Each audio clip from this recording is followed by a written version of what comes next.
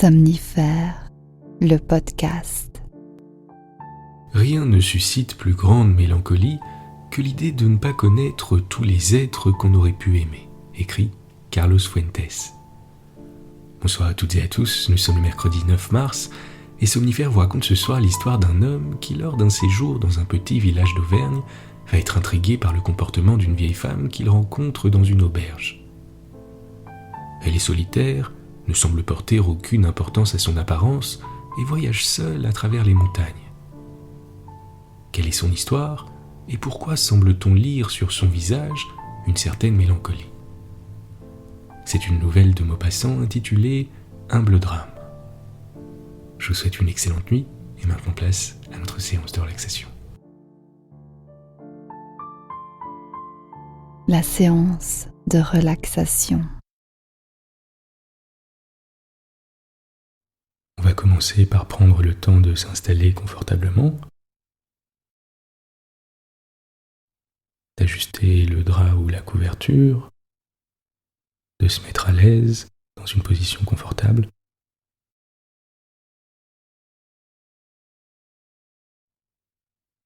De fermer les yeux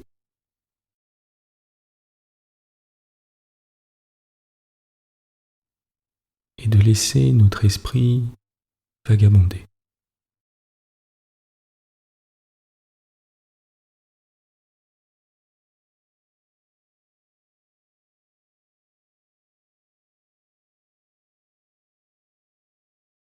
Prenez une profonde inspiration, une inspiration lente et apaisante, avant de relâcher toutes les tensions à l'expire.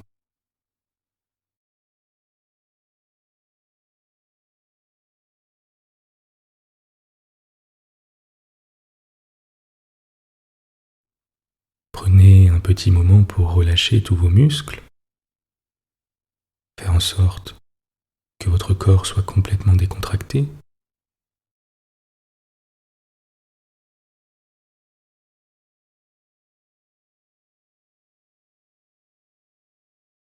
En prenant le temps de bien détendre votre nuque.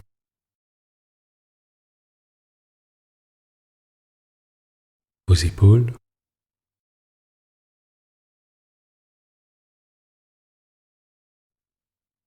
et votre dos.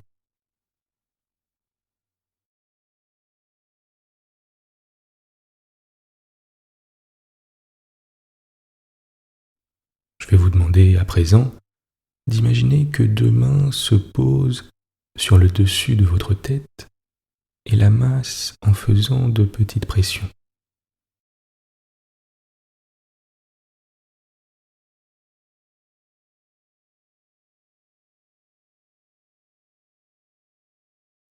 De haut en bas, et puis de bas en haut.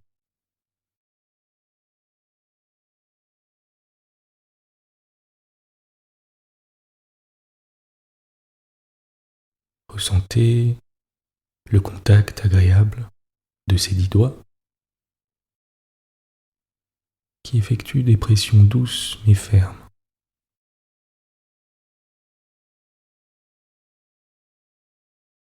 Avant de glisser sur les côtés, au niveau de vos tempes,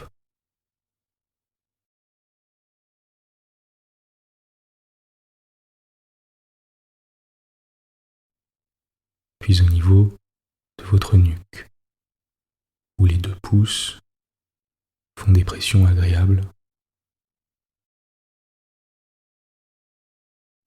De haut en bas,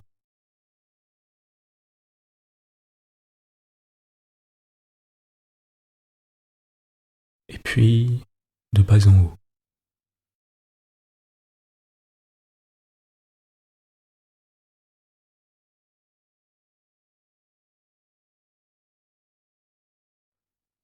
Avant de descendre lentement au niveau de vos épaules, qui s'abandonnent complètement sur le matelas.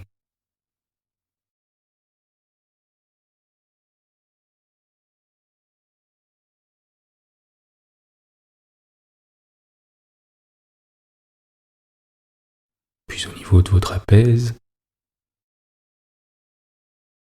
qui se détendent.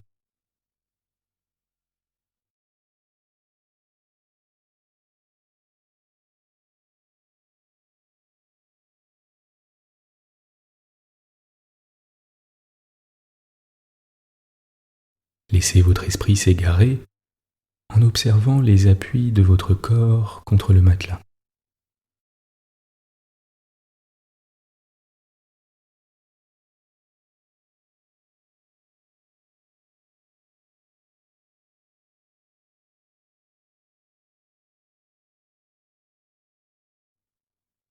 Votre respiration,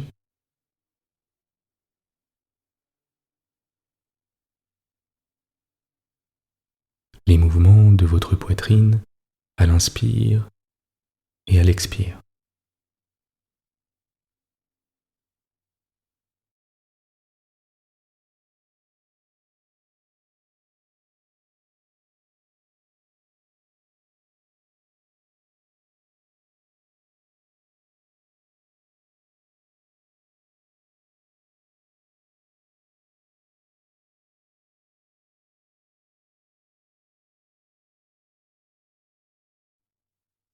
La température de l'air à l'inspire et à l'expire.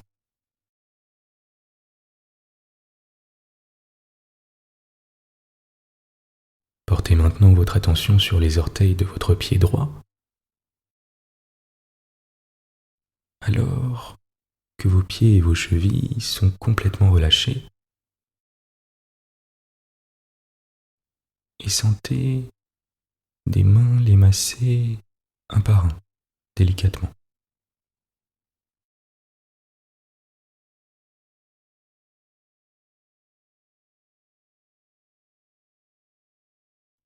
Portez d'abord votre attention sur votre gros orteil droit,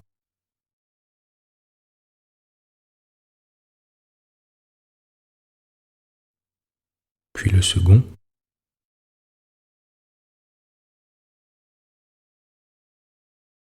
le troisième,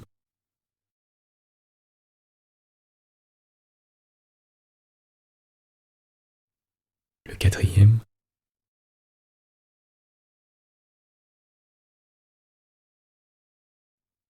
et enfin le petit orteil.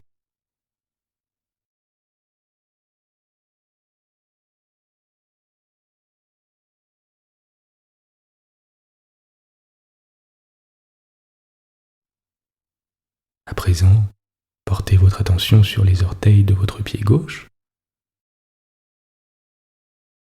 D'abord votre gros orteil droit,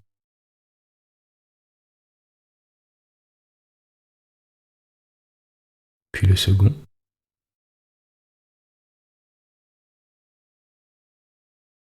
le troisième,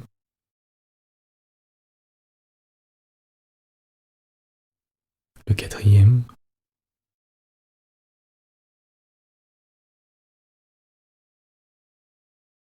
et enfin le petit orteil.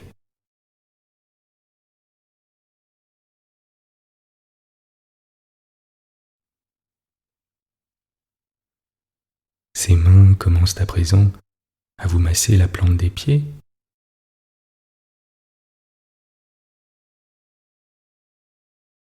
de haut en bas,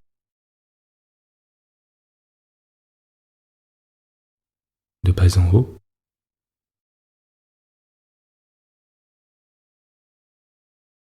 puis de gauche à droite.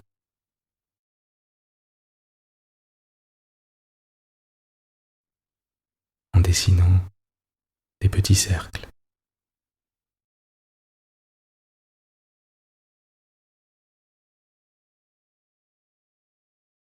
Et en appliquant des pressions légères et agréables.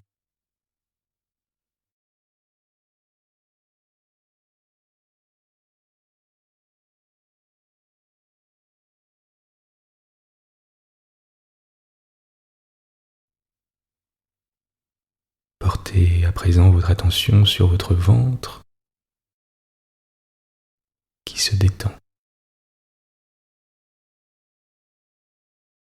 qui monte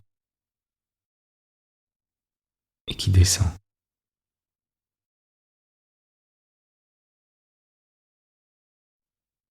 rythme de votre respiration qui s'apaise.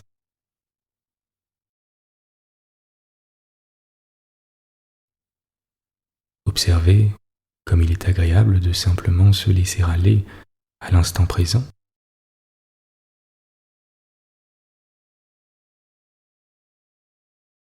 sans rien attendre de particulier.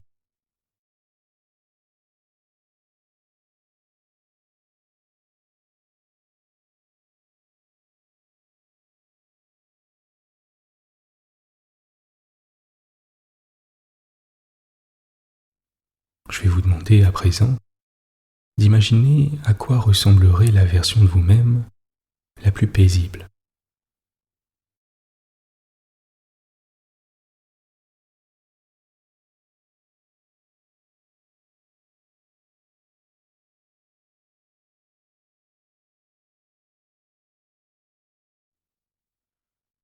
Concentrez-vous sur le calme et l'immobilité de cette image et sur ce que vous ressentez.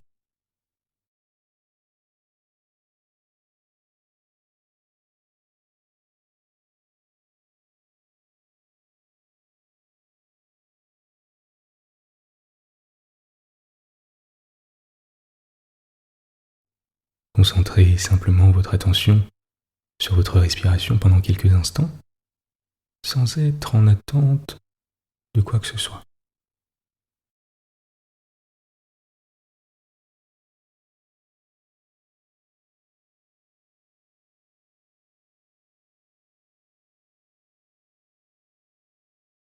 En étant tout simplement présent,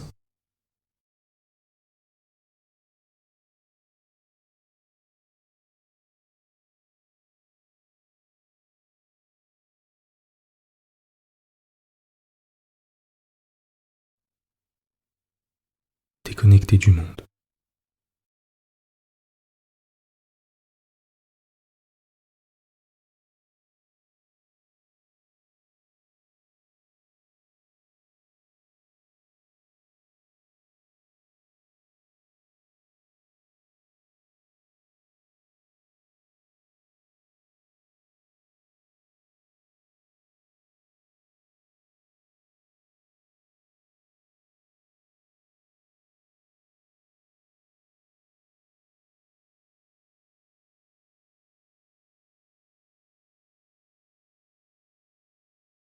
Vous êtes calme et détendu. L'histoire du soir. Les rencontres font le charme des voyages. Qui ne connaît cette joie de retrouver soudain, à 500 lieues du pays, un Parisien, un camarade de collège, un voisin de campagne? Qui n'a passé la nuit, les yeux ouverts, dans la petite diligence drelindante des contrées où la vapeur est encore ignorée, à côté d'une jeune femme inconnue, entrevue seulement à la lueur de la lanterne alors qu'elle montait dans le coupé devant la porte d'une blanche maison de petite ville?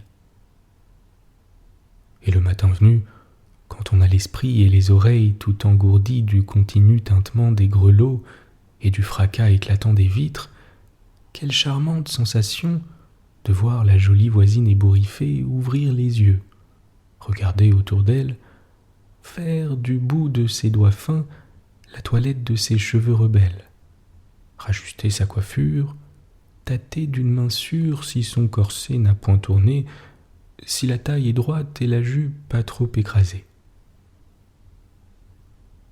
Elle vous regarde aussi d'un seul coup d'œil froid et curieux. Puis elle se carre dans un coin et ne semble plus occupée que du pays. Malgré soi, on la guette sans cesse. Malgré soi, on pense à elle toujours. Qui est-elle? D'où vient-elle? Où va-t-elle? Malgré soi, on ébauche en pensée un petit roman. C'est peut-être la femme qu'il fallait à notre cœur, à notre rêve, à notre humeur. Et comme il est délicieux aussi le dépit qu'on a de la voir descendre devant la barrière d'une maison de campagne. Un homme est là, qui l'attend avec 2 enfants et 2 bonnes. Il la reçoit dans ses bras, l'embrasse en la déposant à terre. Elle se penche, prend les petits qui tendent les mains, les caresse avec tendresse, et tous s'éloignent dans une allée pendant que les bonnes reçoivent les paquets jetés de l'impériale par le conducteur. Adieu. C'est fini. On ne la verra plus jamais. Adieu la jeune femme qui a passé la nuit à votre côté. On ne la connaît pas, on ne lui a point parlé. On est tout de même un peu triste de son départ. Adieu. J'en ai de ces souvenirs de voyage, des gais, des sombres, j'en ai beaucoup. J'étais en Auvergne, errant à pied dans ces charmantes montagnes françaises, pas trop hautes, pas trop dures, intimes et familières. J'avais grimpé sur le Sancy et j'entrai dans une petite auberge auprès d'une chapelle à pèlerinage qu'on nomme Notre-Dame de Vassivière, quand j'aperçus, déjeunant seule à la table du fond, une vieille femme étrange et ridicule. Elle était âgée de 70 ans au moins, grande, sèche, anguleuse, avec des cheveux blancs en boudin sur les tempes, suivant la mode ancienne. Vêtue comme une Anglaise vagabonde d'une façon maladroite et drôle, en personne à qui toute toilette est indifférente, elle mangeait une omelette et buvait de l'eau. Elle avait un aspect singulier, des yeux inquiets, une physionomie d'être que l'existence a maltraité. Je la regardai malgré moi, me demandant « Qui est-ce ? Quelle est la vie de cette femme ? Pourquoi erre-t-elle seule dans ces montagnes ?» Elle paya, puis se leva pour partir, en rajustant sur ses épaules un étonnant petit châle dont les 2 bouts pendaient sur ses bras. Elle prit dans un coin un long bâton de voyage couvert de noms imprimés au fer rouge, puis elle sortit, droite, roide, d'un grand pas de facteur qui se met en course. Un guide l'attendait devant la porte. Ils s'éloignèrent. Je les regardai descendre le vallon le long du chemin qu'indique une ligne de haute croix de bois. Elle était plus grande que son compagnon et semblait aller plus vite que lui.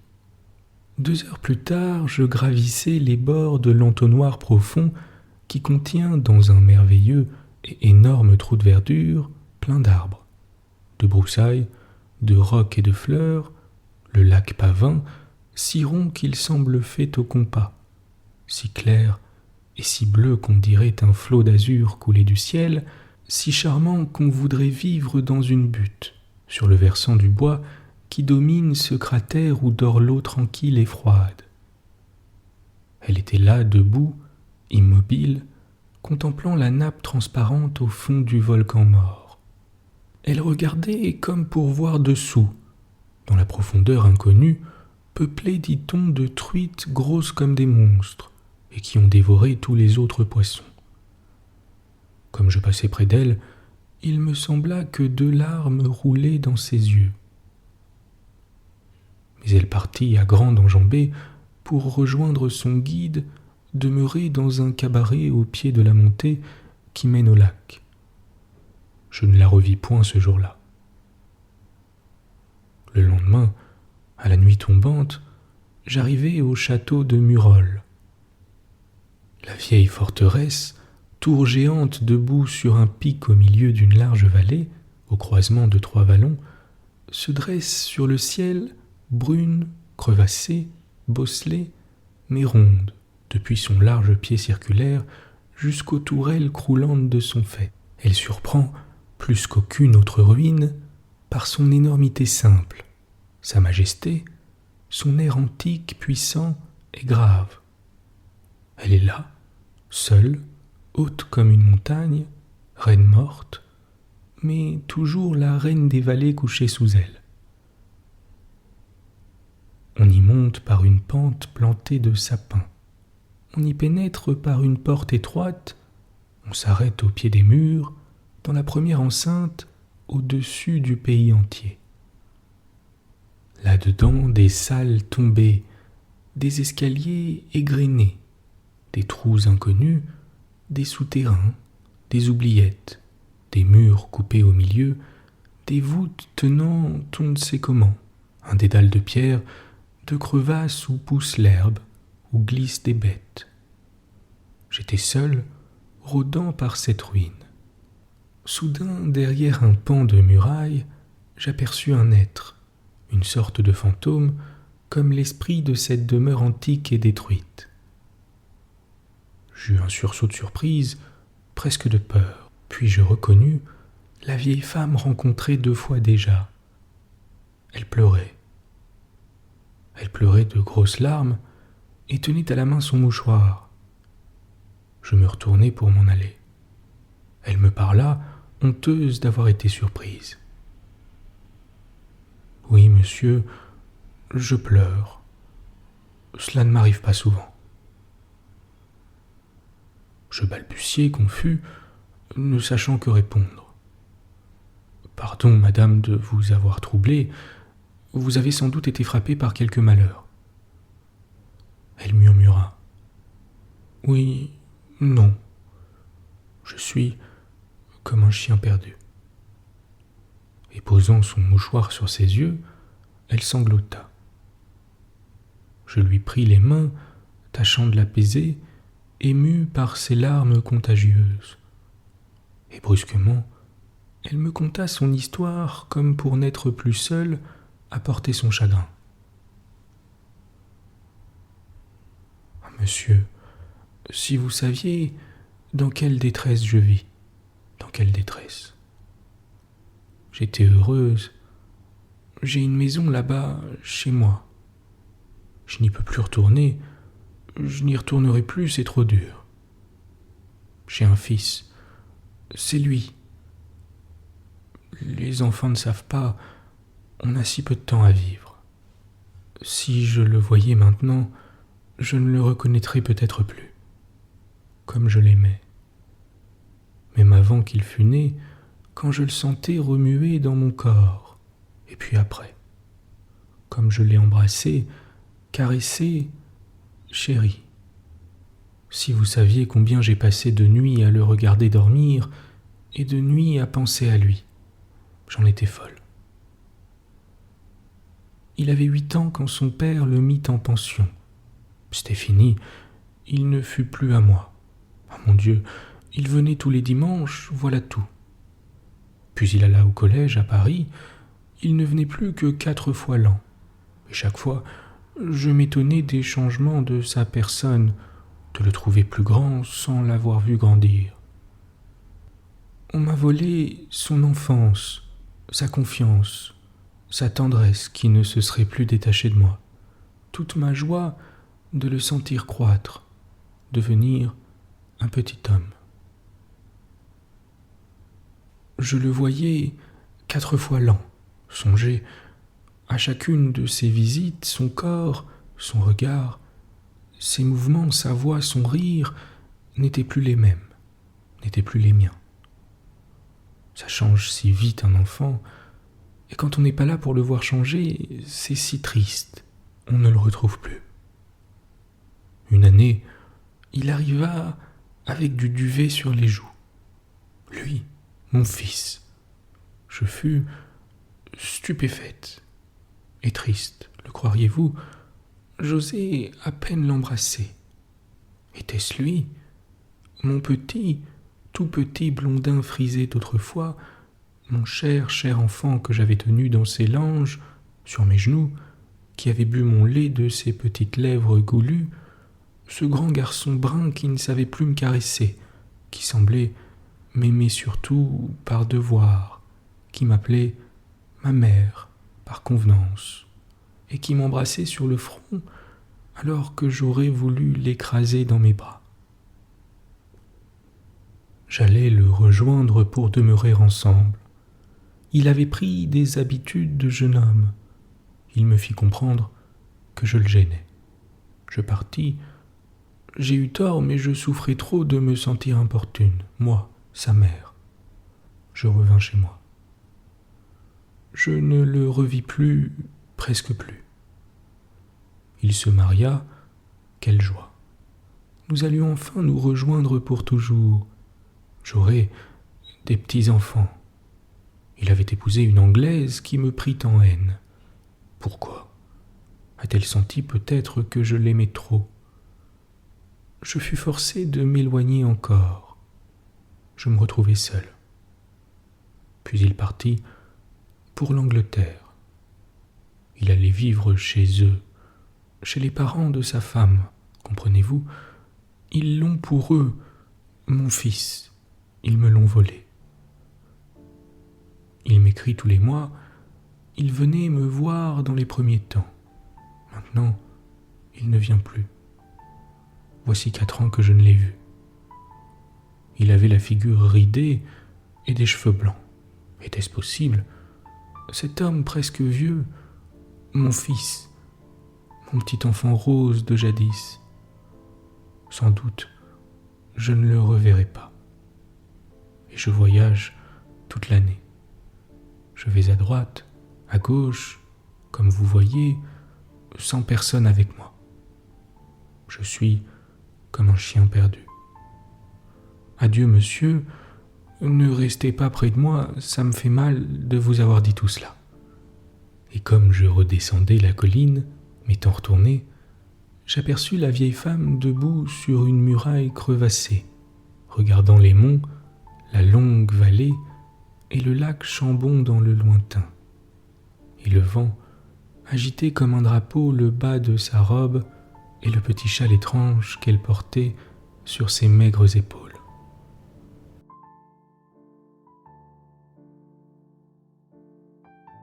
Bonne nuit. Bonne nuit.